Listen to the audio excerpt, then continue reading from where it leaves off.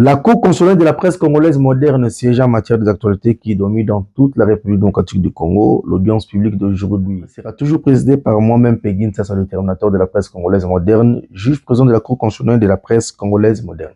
Tout au long de la dite audience publique, nous allons prononcer en langue vernaculaire, précisément les lingala. Là, c'est un style que moi je créais. Vous le savez très bien que lorsque je porte ma toge, c'est pour que Péguine Sassa puisse vous informer au-delà des actualités et surtout que je suis le président de la Cour constitutionnelle de la presse congolaise moderne. Mbote na bino Kinshasa, mukili mobimba. Kota la MDCOT na bino Péguine Sassa, le terminateur de la presse. Awa nazali kosala bino lelo spécial enquête et magazine écho de la semaine ozali émission oyo tosela rabino dans le cadre il y avait investigation oyo tosalaka kasi actualité za koyebisa biso tosola makambo tali ba élection ba gouverneur na Congo mobimba mbutu eza koleka na chaque province mbutu na chaque province mbutu ezali nini lelo vérité eza koyeba na lelo. Ce qui toke na province ya Congo central boyebi mbutu eza koleka nani azali candidat ya union sacrée, nani azali candidat favori, nani azali kobundisa muninga, nani azali kotela muninga bapo de banane. Boyeba ngo toujours na émission ya lelo dans le cadre ya ba vérité pe dans le cadre ya Indusa parce que chaque plateforme, chaque parti politique, ba Ligue des jeunes kingandi basali ba déclaration politique na bango pour soutenir candidat Songolo Pakala dans le cadre toujours il y a intérêt général toujours là toujours similaire ndenge za koleka na province ya Congo central. Tokende na province ya Okatanga précisément na Lubumbashi wa pepa esika selon ba investigation oyo tosalaki mwana mboka Jacques Kabula Katwe azali candidat ya union sacrée sous la bénédiction ya Yemoko Mukontombolo, chef de l'État, garant de la nation, Félix Antoine Tshisekedi Tshilombo. Mais nali ko rappeler bayi imboka ngai Péguine Sassa na tchaka mutu po na loyengeti. Tozwa ba chance wana mbala tangu chef de l'État ayambaka biso tangu mokonzi mboka ayambaka biso en tant que ba grand leader pe ba pandisango ya solo, surtout que dans le cadre ya communicateur privé du chef de l'État, mokonzi mboka a rappelanga mbala na mbala que Péguine Sassa, le terminateur de la presse, nous allez juge président en Cour constitutionnelle de la presse. Veillez et puis pesranga ba info selon ndenge makambo eza kokende na mboka kobanga eloko te tindela ngai yango et puis lisusu batu nyonso o bazali ko accompagner ngai na loyauté na sincérité accompagner bango wana ezali maloba ya mokonzi mboka asenga na ngai na accompagner batu oyo nyonso na ba différents domaines que ça soit politique to nini ba o bazali ko accompagner vision à chef de l'État et puis bazali ko s'attaler yango avec impact na idéologie. Na yango tokitaki na province ya Okatanga pona koyeba pour selon ba maloba ya batu mususu ke Jacques Kabula Katwe azali impact te balingi ete azali na population lingi ete asali loko moko te na Okatanga tosalaki kisentement buka mona buka kukila tokitaki na terrain. En tant que journaliste d'investigation, na kiti na terrain, to sali ba interview na population, to tout na bango, est-ce que Jacques Kabula a sali quelque chose ou pas? Bato o nga na lobisi zali bato o na poni na balabala, eza bato ya mbika te, bato ko benga te, lo bato pesa ombongo et puis lisusu to comprendre que na Lubumbashi na Okatanga, Jacques Kabula a sangi sa bato. Jacques Kabula n'est pas tribaliste, a sangisa ba Congo, ba Luba, ba Swahili, ba Tetela, bi colonions ezali awa baza kovanda très bien. Alors bolanda quelques condensés ya micro baladeur oyo to salaki et puis pona toyeba pe soki population azolo banini par rapport à la candidature il y a gouverneur Jacques Kabula Katwe oyo azali candidat union sacrée donc azana bénédiction à chef de l'État Mukontombolo et puis na union sacrée mobimba tolanda condensé oyo ya micro baladeur signé moi-même Péguine Sassa le terminateur de la presse avec mon caméraman réalisateur On attendit à partir de Lubumbashi, à la province de Okatanga, et on a rappelé que tout quoi pas Lubumbashi, tout quoi pas Okatanga, on se check que tu n'as plus ma Swahili avec impact na idéologie. C'est parti en image. Journaliste d'investigation, Pegincha Sakinkela akomaki déjà na Lubumbashi, chef-lieu ya province ya Okatanga, pour na kosala ba investigation pe ko palper du doigt na ba réalisation ya gouverneur Jacques Kiabula Katwe avec impact na idéologie. Pour na yango boyeba ke population multicommunautaire ya Okatanga bazali lisusu ko espérer pe komona une fois de plus amélioration et changement tangible grâce à l'action et impact visible oyo et zali bongo mené et pas na yemoko mwana ya ndaku Jacques Kiabula Katwe Wandani conformément na vision ya Félix Antoine Tshisekedi Tshilombo Fati Beton. Selinga na yaka awa na Lubumbashi ona ngumeli makasi awa na Lubumbashi selinga na ina Lubumbashi awa balabala oyo ezalaki poto makasi ezalaki embouteillage makasi ezalaki soki mbula ebeti mpo mboka oyo so mbula ebeti poto ezalaka makasi mais depuis guva bongisi balabala oyo en tout cas nzela ekomi kitoko makasi tozoleka bien makasi en tout cas bapesa ye deuxième chance atravaille deuxième mandat na ye mpo asisa mosala oyo abandaki asilisa yango en tout cas aza motu moko akofélicité makasi mpo mosala asali ezomonana tomoni yango mpo na yango boyebake bacommunauté bazali kovivre kitoko en harmonie awa na kati ya Okatanga grâce à l'implication du gouverneur Jacques Kiabula dans la réalisation locale. Sur le plan de la lutte contre l'insécurité, Boyebake a Betaki Bongo province CCO et puis le CLC. Pour Nayango, les CCO et Zali Bongo contrôle et coordination opération, tandis que CLCC et Zali Bongo cellule la lutte contre la criminalité. Oyo il faut zala kaka mwana ya ndako pe ozala na souci ya balushwa pona kotiela bango biloko oyo ezali bongo doté na ba caméra pe ba drone oyo et surveillaka bongo ville ya Lubumbashi sans likuku pe lisusu 70 pick-up ya ba unité mixte ya la police militaire FARDC kaka na souci ya koluka kimia ezala pe koboya banditisme asuki kaka wana te apesaki pe bango lisusu numéro vert en cas de problème babenga mpona kozwa intervention ebongo mpona makambo etali agriculture pe infrastructure tika na yo kote oyo kutu inauguration ya grand centre Mutumpeke oyo ezali bongo kosala formation agriculture près de 14 000 élèves pe 6 000 parents bazali bongo kobénéficier na yango kitoko et bongo makambo etali infrastructure awa kutu lala na yo pongi ya babebe po awa tomoni bongo bâtiment ya assemblée provinciale oyo ezomi na avenue du 30 juin tomoni pe lisusu poste frontalier ya Lukangaba kuna na Sakanya yango pe eza kobeta madada poste frontalier ya Kasenga tomoni pe lisusu pont na rivière Panda kuna na Likasi vers village Bitengwa et bongo route ya contournement vers Luambo tomoni pe lisusu route Kasumbale sa Mokambo Sakanya selon ba norme ya SADC. Nous avons toute une communauté ici de Bakongo. M. Kiabula, il a beaucoup fait à celle de délai pour Okatanga. D'abord, par rapport à la cohésion, il n'y avait pas la cohésion ici, il y avait mais sous la vision du chef de l'État, M. Kiabula a arrivé à ça la calme à Okatanga. Il y a plus la discrimination, donc toujours voir dans la paix et puis souhaiter à tous les accords, à la reconduire parce que à la réalisation est belée. Bisona Katanga, tout est bien donc toujours souhaiter qu'il y ait à la reconduire la poste de gouverneur. Perfection, il y a un grand axe routier, qui s'appelle les nouveaux bâtiments modernes, il y a DGDA, Kasumbalesa. Ce qui te bandit qu'autant la réalisation, bondi milanga qui est là, la ti lobby, peut-être aussi les satés. Ah, tu as avenue Lumumba, dans les Kassi. Là où Zalaï Kala, au banda où les Gananzelo étaient.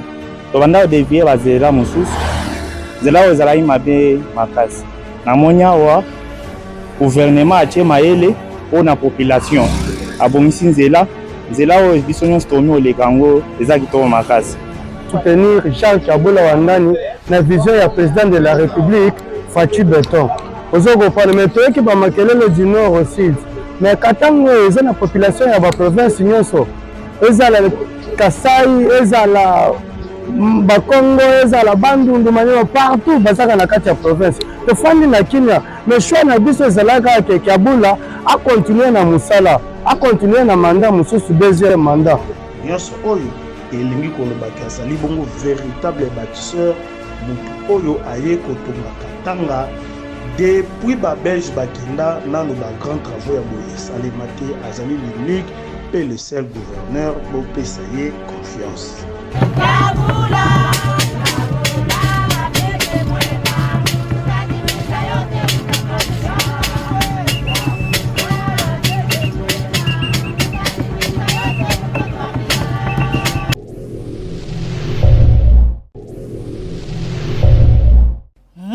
Habari ama journaliste d'investigation Peggy Ntsasa Kinkela eko deja kujimbo la Okatanga kuvili ya Lubumbashi juu ya kufichua na kujionea na macho makazi yenyewe gouverneur Kiabula Katwe Jacques ule banaitaka wandani aneshafanya. Yeye eko vile kandida gouverneur kuma eleksyon yenye itafaniziwa mwezi wa 4 tarehe ya 7 mwaka utu nao. Kungambo ya raia ya Okatanga beko na chunga tena mabadiliko ya kafu kupitia gouverneur Kiabula Katwe mwenye eko nafanya kazi mzuri kabisa kufatana na vision ya rais wa Jamhuri ya Kidemokrasia ya Congo Félix Antoine Tshisekedi Tshilombo. Nous tuna remercier sana gouverneur wetu parce que tunona la promesse ya chef de l'État iko materialiser kwake anatumika sana mukadra mabalabala iko sa ibalabala haikwanzake kuexister kupita kulikuwa problème leo bantu beko na inarelie Kasapa na contournement na golf bantu bananzo pita normalement tunamu remercier sana tunamonesha endele paka na ima action shibakile paka hapa yende na mafashi ingine kwa plus développé pour que mukini ijikwe développe. Mwangalie ma réalisation ya wandani juu ya kulite contre insécurité. Jacques Kiabula alipatia na province Centre de coordination des opérations CCO pia cellule de lutte contre la criminalité CLCC kwa kifupi. Kwa gisi wafanye makazi yabo muzuri kabisa, aliwapatia makamera na madrone na numero vert ya bure. Basi na ile inangaria ulimo ama agriculture, munapashwa kujua ya kwamba mavijiji vya mingi vilifaniziwa kwenye materitoire na vile ya Okatanga wapi gouvernement provincial iko na soutenir ma coopération agricole na kuwapatia vifaa vya kazi. Na ile inangaria majengo ama infrastructure mingi ineshafaniziwa kujimbo la Okatanga. Sa vile manjia kutoka Lubumbashi kwenda Sakanya kupitia Kasumbalesa, pia Lubumbashi Likasi. Centre ya encadrement ya production pia formation ya wajene muma domaine ya agricole, pêche na élevage. Bâtiment ya assemblée provinciale ku avenue du 30 juin. Ni bâtiment moya iko sophistiqué parce que c'est un bâtiment enye iko na presque tout. Un bâtiment sécurisé du point de vue incendie, tout ce qu'il faut pour les bâtiments, il y a les réseaux, la connexion internet, itakuwa mondani biote. Ni bâtiment il y a 48 bureaux pour les députés. Ma travaux iko déjà kumwisho, mais les imprévus aiko ça manvula qui empêche aux gens de travailler et autre chose. Mais à tout afika mon juillet kama i bâtiment yaishi. Poste frontalier Lukangaba pale Sakanya. Poste frontalier ya Kasenga Kilalo ama pont ya rivière Mpanda kasi ku rivière kwenda kijiji ya Ditengwa. Njia ya contournement Mbalaka Luambo. Njia ya Kasumbalesa Mukambo Sakanya. Manjia ya mingi vile ya Likasi inesha kutengenezewa vizuri kabisa. Ma ouvrage il te permettre de diminuer l'insécurité, na ku permettre fluidité ya trafic et communication. Sa route ni iko bénéfique uruma mashamba itanza kuleta mabitu au centre-ville na itaprotéger voirie yetu ya Mulikasi. On sera apaisé à tout temps akona mapoa lourd. Tunapikia asante sana kwa chef de l'etat njuu ya vision yake alikuwa nayo pamoja na representant yake mu province de gouverneur Jacques Kiabula. Balabala ilikuwa yaka avant hapa imena mabalabala inakuwa bien nani mai kunapita bien kisha balabala inakuwa propre bantu bote banafurahi kwa ikaji gouverneur alifanya banatujia kabrimbo tulikuwa mbima bulongo bya buchafu hapa tuko bien tuko naishi bien hata mvula inapika hatuna mpotopoto bantu fanisha bintu vizuri sana tunampigia merci sana gouverneur wetu Kiabula kwa kazi anatufanisha kazi mwa munene sana tunampigia merci ya mingi mashi bote tunamsutenir paka Jacques Kiabula Kato kufuatana ile maproje ile iko nafanya inafurahisha bantu. Endelelee na Mungu amubariki amongezee tena akili ingine. Bashi pale kuvile ya Lubumbashi tuko na njia ya Kilobelobe. Hapa tuko pa bifurcation ya njia inaenda Kilobelobe village na hii inaenda Kamasaka. Na yote mbili ilikuwa impraticable. Aweza kutembea kuna kukwe gari ya kupita na miotonjo inaanza kupita rarement parce que njia ilikuwa paka ya kufa ya kutoboka kabisa.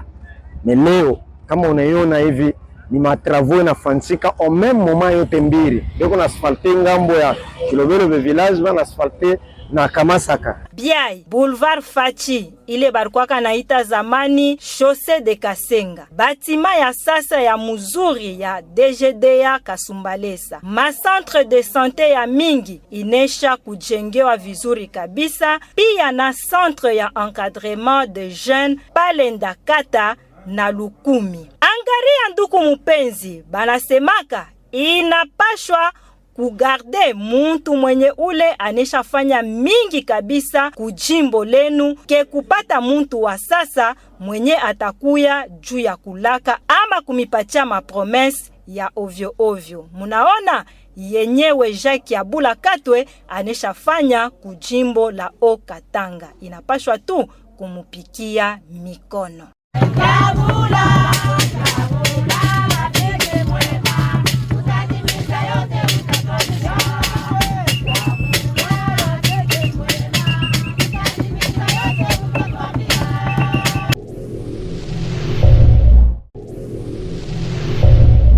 Le journaliste d'investigation Peginchasa Kinkela est arrivé à Lubumbashi, chef-lieu de la province du Haut-Katanga, pour mener des investigations et palper du doigt la réalisation du gouverneur Kiabula Katwe Jacques, candidat à sa propre succession lors des élections de gouverneur et vice-gouverneur du 7 avril prochain. La population multicommunautaire du Haut-Katanga peut espérer une fois de plus d'une amélioration du changement tangible grâce aux actions à impact visible menées par le gouverneur Kiabula Katwe Jacques, conforme à la vision du chef de l'État Félix Antoine Tshisekedi Tshilombo. Téné, outre l'harmonie entre les différentes communautés nationales et diverses qui vivent dans les Haut-Katanga, le gouverneur Kiabula Katwe Jacques a ainsi réalisé, sur le plan de la lutte contre l'insécurité, il a doté de la province du CCO et du CLCC. Le CCO est les centres de coordination d'opérations, tandis que le CLCC est la cellule de la lutte contre la criminalité.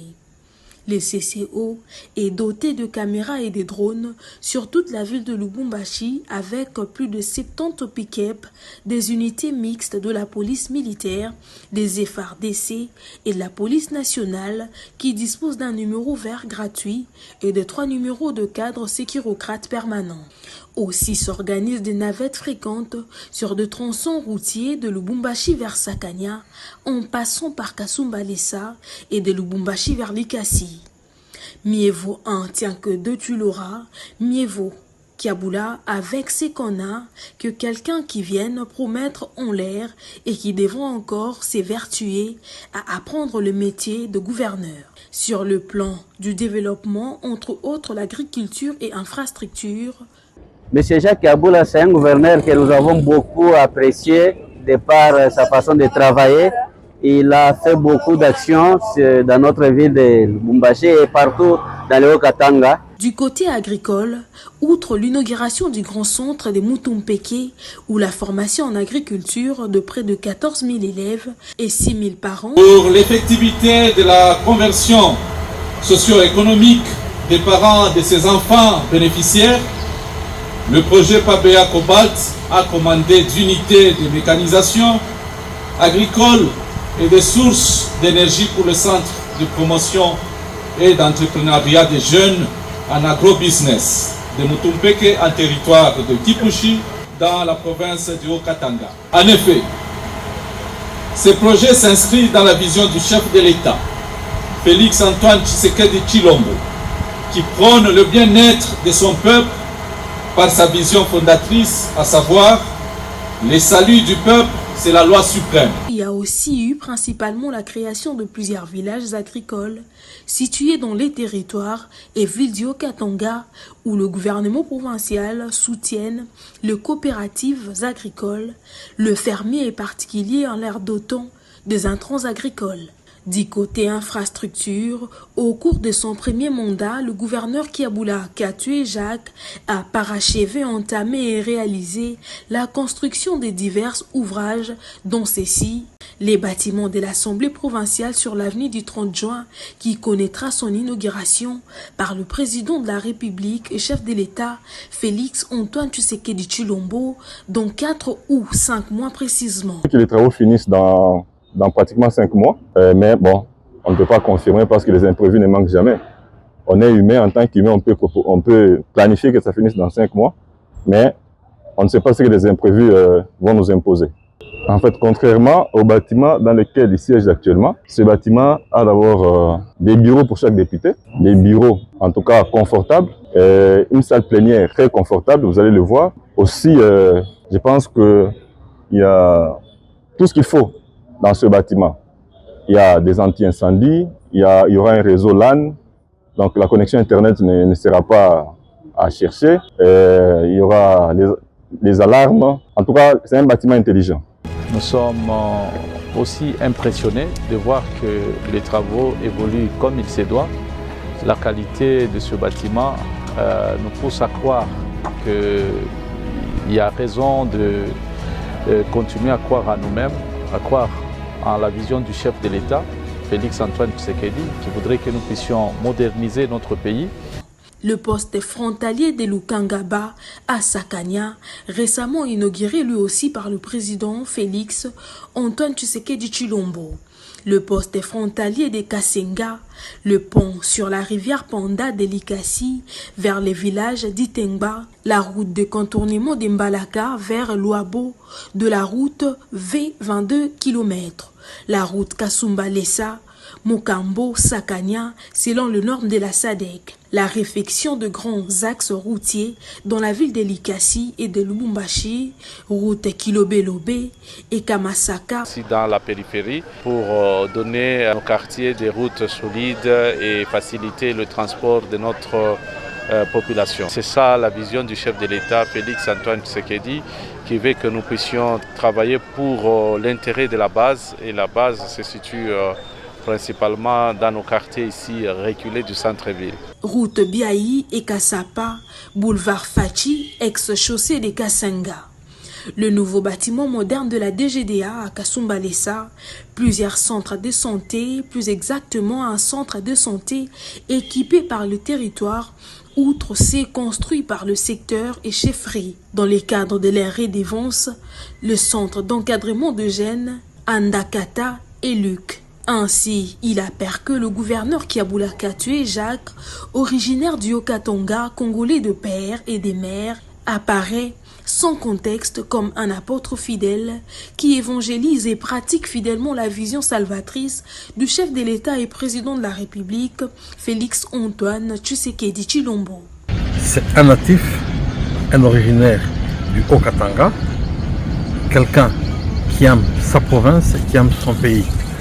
Un homme très effacé, très humble, un homme très intelligent, un homme qui aime réellement le chef de l'État, comme il se doit, et qui marche dans les traces de tout ce que le chef de l'État veut comme action à mener dans notre province.